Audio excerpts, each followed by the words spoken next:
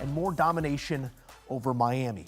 Pleased to be in studio, Joe Musso alongside Emory Hunt, the two-time Super Bowl champ Bryant McFadden, offering his thoughts as well. And we start right there, gentlemen, with Action Jackson. He just put it right into action, and we noted in our conversation throughout this game, maybe a little slower in terms of the twitch, but everything up to speed in his processing of the offense right now. A 4-touchdown performance. What stood out? He picked up right where he left off in terms of passing the football. His pass rating was 143.2. So he's one of the more efficient quarterbacks in the league, and he peppered many different targets with the football. And what was impressive about what he did tonight throwing the football, the tight end position, 7 receptions, 3 touchdowns from 3 different guys. So he got everyone involved, the receivers, he worked all 3 tight ends, and he looked decisive, he was efficient, he was accurate. All of those things we've seen from Lamar Jackson throwing the football, he was that tonight.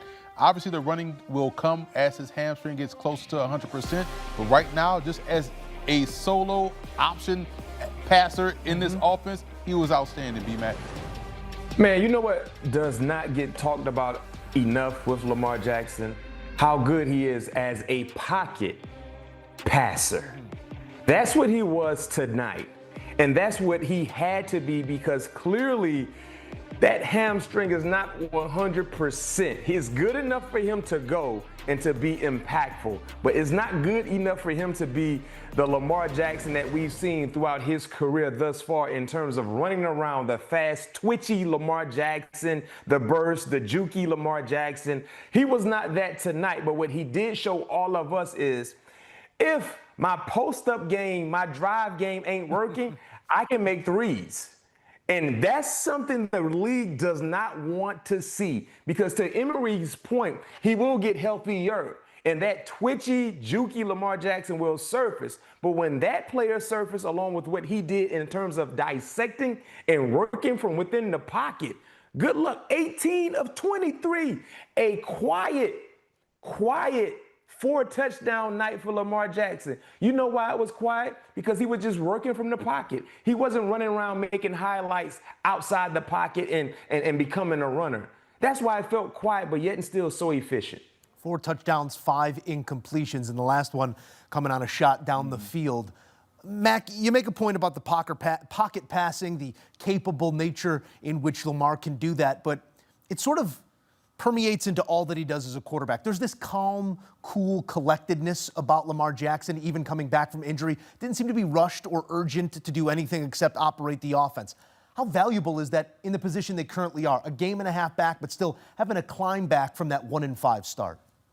It's very, very valuable, Joe, because if you're telling me what we saw from Lamar Jackson, to your point, he had one more incompletion than throwing touchdowns, and he's probably 75% right now. Think about that, Joe. Think about that, Emory. You're telling me, because we know for sure, for any of you that are watching us that have played sports and have come off an injury, your first game back, you're not 100%. Mentally or physically. It takes some time for you to get over that mental hurdle and the physical hurdle. But for Lamar Jackson, as he goes over those hurdles, he still was able to just carve up a team that came into nice matchup with a lot of momentum. Remember, the defensive effort that we saw from Miami last week provided confidence for them in tonight's matchup. And all Lamar Jackson did was take that confidence away like a thief in the night. So this man is really, really good. Remember, too, before tonight's game, he had 10 passing touchdowns and 1 interception, I think in 3 or 4 games before the injury. So he was already playing at a high level. All he did was reminded us, yes, I was away for 30 days. I still am him, even if I'm not 100% in terms of my hamstring. What really stood out to me mostly in this game was when he got back and how excellent they were in the red zone. That's where they struggled during the first part of the season. They couldn't find a play to work inside the 5-yard line, 10-yard line. They were 3 for 3 tonight in terms of being inside the red zone and coming away with touchdowns. That's where he was finding those second chance opportunities. We saw the tight ends get involved and have some success on 3rd down and 4th down. Then you saw him working within the pocket to find Bateman in the back of the end zone. So now we're seeing the red zone offense start to pick up, which makes them even more dangerous down the stretch, because that's going to open up things for them to run the football better inside the red zone, which they still haven't been able to do well. They didn't do well tonight, but the passing game, finding success inside the red zone, that was great to see, because that's a good omen for them long term. We did see flickers of that run game coming back to life. 119 for King Henry, who goes over 12,000 career yards in this game. Also a 100-plus yard performance, the 50th of his career. Some heady space operating by the King, and I'm not sure if we're seeing the ability east-west that we sometimes see with Derrick Henry, but everything is easier when Lamar Jackson is standing next to you. Looks get a whole lot cleaner. Let's talk about the defense here for a moment here in the Baltimore Ravens, because tackling some miscues early on seemed to get cleaned up in the second half, but still some teachable points there, Mac, in the second half. What stands out to you about this group? They are 3 of 11 defensively in the red zone. Sort of that elbow defense you talk about here. Over the last 3 weeks, 11 trips to the red zone. They've only allowed 3 touchdowns. What are you seeing in that part of the field?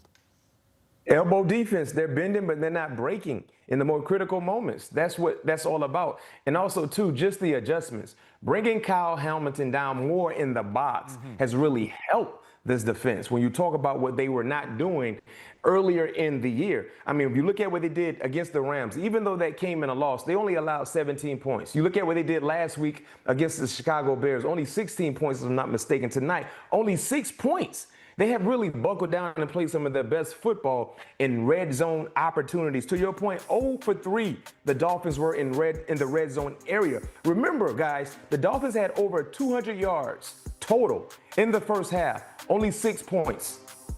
Only 6 points.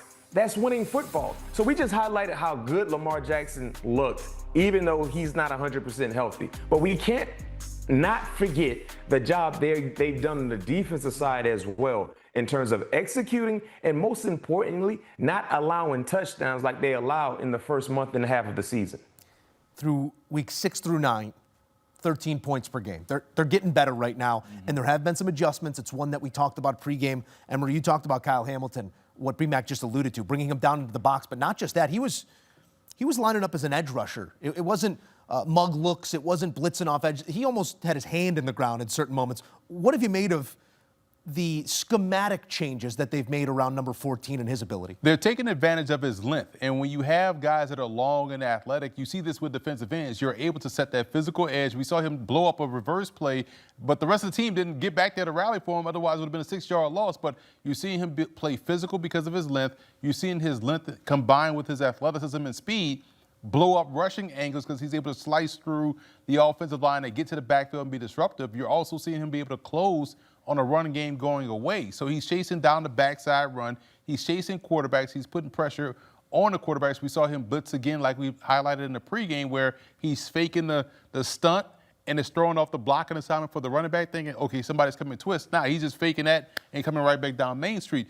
And if you're bringing him down in the box, that also means they have the trust in Malachi Starks, the rookie, to keep him back deep. And we saw him have an interception in his ball game. So as long as he's playing, getting up to speed and playing like a veteran as a rookie, it allows you to be more creative with your most versatile defender, which is Kyle Hamilton, who is still, he has a lot of runway to get that Defensive Player of the Year type award because he's playing phenomenal at all 3 levels. Looking like the long-lost Watt brother right now. Right. It is certainly something a quarterback has to account for. You'll find 14 before you make any decisions at the line of scrimmage. I will say this. It reminds me a lot of when Charles Woodson was with the Packers, and he went from corner to safety to edge guy. He was that tri-level defender, and we're seeing that be reincarnated with a guy like Kyle Hamilton. I like the comp there. Let's talk about Miami here for a moment, a parting thought, if you will. And I don't really want to go that direction. We could talk about the head coach's job. We could talk about the ability of the quarterback. But these fans, they're unhappy with the product on field right now, Emory. Vocally and visually, we saw that tonight. Where did you see that frustration directed? In the first quarter, I saw it directed at the coach because, like, hey, they're moving the football really well against Baltimore's revamped, better playing defense, and you don't come over with points. You have to settle for a field goal, or you go for it on 4th down, you don't get it. So I think they're more frustrated with the coach more so than the quarterback, because the quarterback, at the end of the day, he's moving the football. They're having some success, but it's the in-game decision-making I thought that they were frustrated with because they had a chance to really have a lead in this ball game, and they squandered many opportunities in that first quarter and early in the second quarter, which allowed Baltimore to extend that lead. Similar to what we saw against the Bears a week ago. Instead of 2 touchdown drives early, it's 2 field goals, and then they take the momentum back there. Mac, what did you see from this Miami crowd, and where do you think the frustration should be pointed? Of course, they're frustrated. And it's hard to be frustrated when you're living in Miami, where you got palm trees and sunshine, nice ocean breeze 24/7, but your football team is bad. So, yeah, it dampers, it puts a dark cloud on all the sunshine you have going on. So they're frustrated. But I disagree with Emory. I think the frustration tonight is more so targeted to the personnel. Because to your point with the head coach and Mike McDaniels, he had nothing to do with the offsides penalty in the first half. 4th and 1, 4th and 2, they were going for it. Offensive lineman jumps offside. Guess what? We got to settle for a field goal attempt. He had nothing to do with them missing the field goal attempt, right? He had nothing to do with another 4th down opportunity where you go 5 wide. And your quarterback decided to run a slot fade to your running back, undersized running back who's being covered by the Baltimore Ravens' best defender, who is 6'4", and Kyle Hamilton. That had nothing to do with the head coach. So these are the things I think that really, got folks going the wrong direction in the stands when you just talk about the lack of execution. It's about the personnel.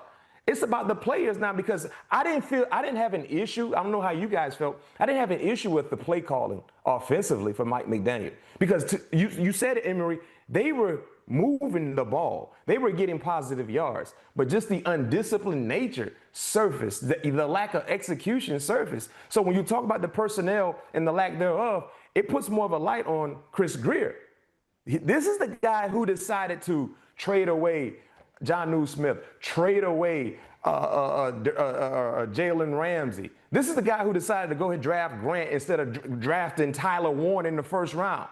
This is allowing Javon Holland to leave, right? I mean, you're talking about key contributors on this team once upon a time that are no longer there because he felt like they weren't good enough or whatever the case was. So tonight, I think the frustration, not solely, you're going to be mad with the head coach, but tonight, I didn't have an issue with what he did and how he did it. I had an issue with the players on the football field not executing. You both raised some pertinent issues that someone in Miami is going to have to answer for. It's looking like the league might have to find an answer once again to Lamar Jackson and the Baltimore Ravens, who round back into form, a game and a half off the lead in division. Now they get to sit and rest and get right for another big one coming up. A look here at the next 4, a trip to the Vikings, and we will see what those Vikes look like with J.J. McCarthy here for the first time in a long time this week. Then a trip to the Browns, who have their own struggles currently. Copy and paste that sentiment for the Jets. And then the Bengals. You can see the road ahead could be painted purple.